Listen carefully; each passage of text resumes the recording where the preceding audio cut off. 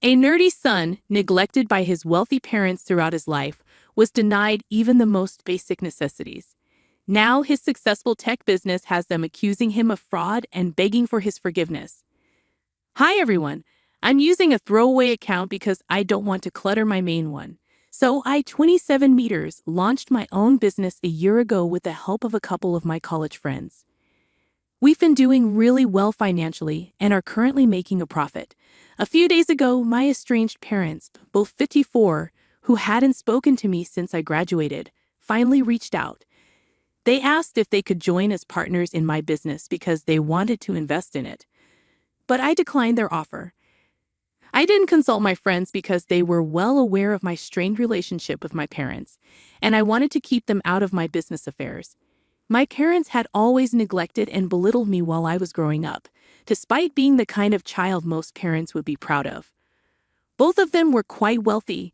My dad was a dental surgeon, and my mom was a CFO at a company. Despite growing up in a successful household, I was always ambitious from a young age. However, my parents were never supportive and often made fun of my nerdy tendencies. Despite their wealth, they barely provided for my basic needs, seemingly out of spite. It wasn't until later that I realized they resented me for not achieving the level of success they had hoped for. While they were successful in their own right, they never reached the level of fame they desired. I only learned the truth behind their animosity towards me when I confided in my aunt, my dad's younger sister, who was the only one who understood me when I was 16. She revealed the reasons behind their unreasonable behavior and hatred towards me, believing I was old enough to know. They held me responsible because they felt they had to invest time and money into raising me, believing that if they had dedicated the same resources to their careers instead of me, they would have achieved greater success. They only had me due to family pressure and didn't even desire a child. However, once stuck with me, they chose to deal with me by bullying and constantly making me feel inadequate. I'd say I missed out on a lot during my childhood because although they provided for everything financially, they offered no support. Whether it was small things like homework or bigger issues like schoolyard fights, they offered no assistance. If I ever asked for anything beyond absolute necessities, they would either dismiss me or, worse, ridicule me. They'd mock my appearance, especially because I was thin and had a nerdy look. If not that, they'd tease me about my love for computers, insisting I'd only amount to an IT guy and nothing more, deeming any investment in me a waste of money. I experienced severe emotional neglect, and these insults were what I grew accustomed to hearing while growing up. At the time, I didn't realize it was wrong. Instead, I believed there was something inherently flawed about me, causing my parents to not love me like other parents love their children. It was messed up, but it felt normal to me. During my teenage years, I started pushing back a bit, but my dad quickly shut it down and threatened to kick me out if I didn't comply. So I turned to confiding in my aunt, who repeatedly offered to intervene, but I was too afraid of the potential consequences. I knew my aunt couldn't take me in, and I didn't want to burden anyone else, so I endured the hardships at my parents' house. Whenever things got tough, I sought solace in talking to my aunt. However, once I learned the truth behind my parents' behavior, I decided to cut ties with them after college since they didn't want me. They had sent me to public school, which, forgive me for sounding conceited, I believed was a waste of my potential anyway. That should have been a clear sign that they didn't care about my education or me in general, but I still held on to some expectations from them. However, those expectations shattered when they informed me that once high school ended and I turned 18, I wouldn't have a place in their home unless I made something of myself. Furthermore, they declared they wouldn't pay for my college tuition either. I couldn't take it anymore and confronted them, insisting they couldn't do this to me because I knew I had a promising future. Being a straight student all my life, I believed I was on the path to success. But they remained firm, dismissing my potential and saying I shouldn't have such high expectations. They even went as far as to belittle me, suggesting that the highest position I could aspire to would be a lowly IT guy fixing computers for beginners in corporate offices, despite what my teachers and friends had led me to believe about my abilities. To be honest, It was a pretty absurd statement because even those supposedly lowly aid professionals are highly skilled and deserving of respect in their own right. Unfortunately, my ignorant and narrow-minded parents couldn't grasp that concept. I tried to reason with them, hoping to convince them to cover my tuition costs. I figured I could worry about accommodation later. However, they remained stubborn, so a few weeks before my 18th birthday, I left home and sought refuge at my aunt's house. While my aunt continued to advocate on my behalf with my parents, her efforts proved futile. Eventually, we decided that I would attend whichever college offered the highest percentage of tuition coverage through scholarships. Fortunately, I was accepted into a college with an 80% scholarship, and it boasted a respectable computer science program, which satisfied me. My aunt, who worked in sales and didn't earn as much as my parents, generously agreed to cover the remaining expenses. Despite her middle-class status, her support was invaluable, especially considering my reduced tuition fees as a scholarship recipient. I only returned home if it was absolutely necessary. Otherwise, I preferred to stay in my dorm, especially since my aunt often traveled for work. That was my plan for navigating college, and my life improved significantly once I left my parents' house. Without the constant worry and anxiety, I felt much happier and found it easier to make friends. It was through these friendships that I met my current friends and business partners. Together, we decided to establish our own egg firm, and things have been going relatively well since then. I didn't think my parents would take any interest in my life, considering they had shown little interest during my school years. However, when they learned that I was graduating college as valedictorian, they decided to attend the ceremony. Unfortunately, they couldn't enter because I hadn't purchased tickets for them, nor had I invited them, as we were not on speaking terms. After the ceremony ended, I was taken aback to find my parents standing with my aunt, who seemed just as irritated as I was, likely having dealt with them after the graduation. Although I had plans to go out drinking with my friends, I ended up spending the next 2 hours in my parents' hotel room, engaged in heated arguments and disputes. They were upset about not being invited to the graduation, whereas my aunt had been, and they demanded an explanation. It struck me as ironic because, well, they hadn't let me live with them, kicked me out at 18, refused to pay for my tuition despite being able to afford it, and subjected me to emotional mistreatment throughout my childhood and into adulthood. Frankly, I didn't feel they deserved an explanation, but I didn't want them causing a scene outside my college campus. So I reluctantly accompanied them to the hotel. However, before losing my temper completely, I made it clear that I never wanted to see them again and warned them that if they tried to contact me, I would take legal action to keep them away. With that, I left the hotel to meet my friends.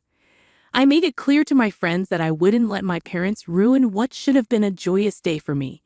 After that confrontation, I cut off communication with them completely. Later, my aunt informed me that they were disappointed and angry. They even discussed the idea of disinheriting me, but I wasn't fazed because I never expected to receive anything from them anyway. That was the end of our interaction, and it's been almost 7 years since we last spoke. Then, out of the blue, a couple of days ago, they called me. They had asked my aunt for my phone number, and she gave it to them, thinking they wanted to apologize. However, they didn't apologize for anything and instead went straight to proposing a business venture. They saw investing in me as profitable now compared to years ago. Naturally, I declined their offer, hung up, and blocked them. I shared the incident with my friends, but they understood why I declined without consulting them first, given my history with my parents. However, the very next day, my parents retaliated by posting a scathing message on Facebook, tagging me and all my friends. They claimed that I wasn't the self-made success I portrayed myself to be, but merely someone who relied on daddy's money to create a moderately successful business. They accused me of refusing to acknowledge the help they supposedly provided over the years. I was stunned by the Facebook post and was tempted to call them immediately to confront them. But before reacting, I decided to retaliate with something I had kept to myself for years.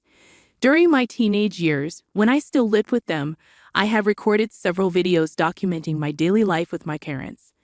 I did this just in case I ever needed evidence to prove in court or elsewhere that they were terrible parents. However, I never shared these videos because I wanted nothing to do with them. I feared that if I posted these videos showing their rude behavior, mocking me, and treating me poorly, there would be consequences. At the time, I didn't want any drama, so I let it go. However, their Facebook post changed everything. Feeling compelled to respond, I finally decided to share those videos. Perhaps I was in the wrong here. Using my public profile on Instagram, I wrote a lengthy caption explaining my history with my parents and uploaded the videos to call them out. Once that was done, I contacted my lawyer to update her on the situation. However, she was already one step ahead and began the paperwork to file a defamation lawsuit against my parents for their actions. She also planned to contact my business partners to gauge their willingness to join the lawsuit since their names had been dragged into the Facebook post as well.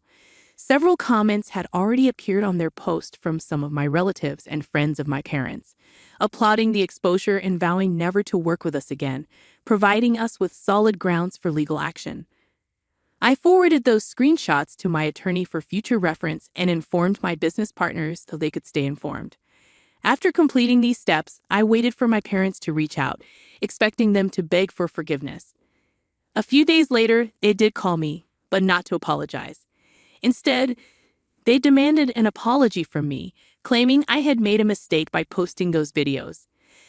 They argued that while they had posted their rant about me on their personal Facebook accounts, limiting the audience, I had shared it on my public profile, potentially reaching a larger audience due to my significant number of followers.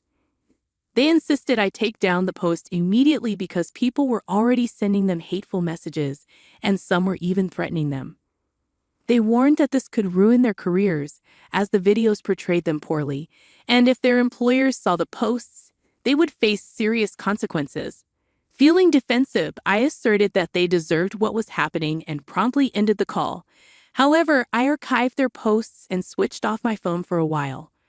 When I eventually checked my email after a couple of hours, I found a message from my parents. They expressed regret for past events but condemned my retaliation, highlighting that sharing personal videos without their consent could lead to legal repercussions for me. They hinted at being served with a defamation suit and demanded I retract my actions, warning of the potential consequences if I didn't comply. I discussed the situation with my business partners, who unanimously agreed that we should proceed with the lawsuit. They believed we had acted ethically and refused to back down, unlike those who had resorted to lies and distortion to discredit me. Despite their support, I couldn't shake the guilt, especially after receiving an apology via email. I knew the lawsuit would bring negative consequences for all involved, adding to my uncertainty. I'm torn about what to do next. Despite their apology, am I wrong to pursue legal action against my parents for defamation? Update 1. Hi everyone, I've made the decision to move forward with the lawsuit, and there are a few reasons behind it. Firstly, this wasn't a decision made solely by me. My friends are also involved. Although their post didn't garner as much attention as mine did initially, it still had the potential to harm my business.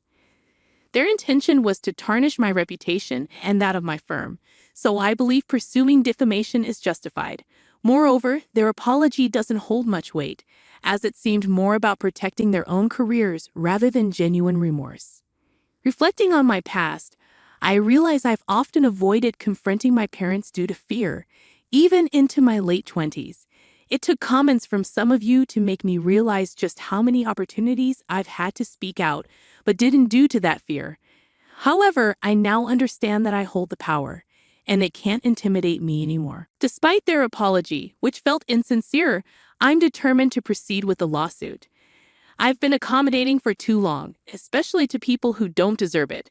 The treatment I endured from my parents was cruel, and no child should experience that. Now that I have the chance to seek justice, I won't hesitate to take it. I've taken the high road for too long, but there's no reason to continue when they persist in targeting me just to satisfy their ego. It's unacceptable, and I refuse to tolerate it any longer. Update 2. Today, my aunt reached out to inquire about my decision regarding the situation with my parents. I informed her that we were proceeding with the lawsuit, which seemed to satisfy her. She expressed pride in my decision and offered an apology for not doing more when I was younger. I reassured her, acknowledging the challenges she faced at the time and appreciating the support she did provide when it truly mattered. Despite my family's admiration for my parents, I recognized that revealing their true nature would likely not be believed, and my aunt's intervention might have led to undesirable outcomes. While she's not flawless, her efforts on my behalf mean the world to me. As for my parents, I haven't communicated with them since their email, and it seems they're waiting for me to withdraw the lawsuit. However, it's been 4 days, and we decided to pursue mediation first before considering court proceedings. Our goal is to reach an out-of-court settlement, given my parents' financial resources and culpability in this matter. Despite their attempts to paint me as the villain and jeopardize my business, I've remained steadfast in my resolve. Their desperate attempts to equate our actions only serve to highlight their deceit, whereas I merely sought to reveal the truth. Once mediation is concluded, I'm tempted to re-release the videos, as their true selves deserve to be exposed to the world. Update 3. Today, the court finalized the mediator for our negotiations, and we were promptly informed. Shortly after, my parents called me. I had temporarily unblocked them for this conversation to inquire about when I planned to withdraw the lawsuit, as they felt things were spiraling out of control. I made it clear that withdrawal wasn't an option, which sent them into a frenzy. The call descended into chaos, with their angry voices barely coherent amid the shouting. Eventually, I ended the call to escape the tumult. However, they immediately called back, and this time it was my father who took the lead. He accused me of provoking him and insisted that my actions wouldn't intimidate him. I stood my ground and delivered my own barrage of truths, expressing all the pent-up frustration and resentment I had harbored for so long. While the exchange was harsh, it was cathartic, and I feel a sense of relief after finally vocalizing my feelings to them. After ending the call, I refused to entertain further arguments and promptly hung up. However, they persisted in their attempts to sway me. They contacted my aunt, fabricating a narrative that I was suing them for baseless reasons, which couldn't have been further from the truth. Their manipulation tactics have lost their effectiveness over time, especially with my aunt, who wasn't easily swayed. Unmoved by their pleas, she echoed my stance, offering sympathy but making it clear that their behavior was unacceptable. Threatening to involve the authorities if they continued to harass her, she effectively shut down their attempts. Following this exchange, there was a temporary respite from their barrage until the evening. It seems my parents had resorted to a desperate strategy, contacting every family member to garner support.